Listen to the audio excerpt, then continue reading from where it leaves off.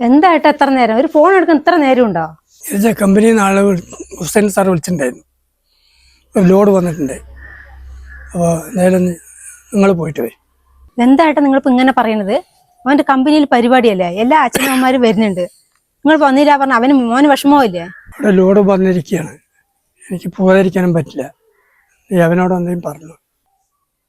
മോനെ, അച്ഛൻ വരുന്നില്ല പറയുന്നു, നീ തന്നെ ഒന്ന് വിളിക്ക്.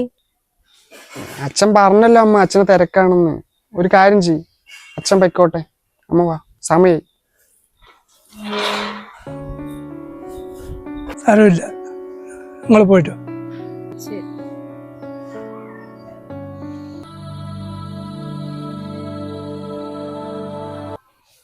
എന്താ സാറേ, ഏട്ടൻ കുളിക്കാൻ പോയിരിക്കണോ?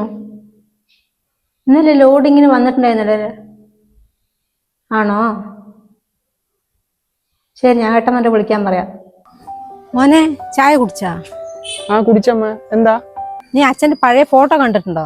അച്ഛന്റെ പഴയ ഫോട്ടോയാ? ഞാൻ ഇതുവരെ കണ്ടിട്ടില്ലല്ലോ.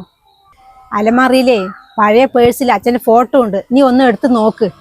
മുമ്പേ ആരോഗ്യത്തോടെ ഇരിക്കുന്ന സമയത്ത് നാട്ടുകാർക്ക് എല്ലാവർക്കും അച്ഛന് വലിയ കാര്യമാണ്, എല്ലാ കാര്യത്തിനും അച്ഛൻ പോകും. അച്ഛനെയോ?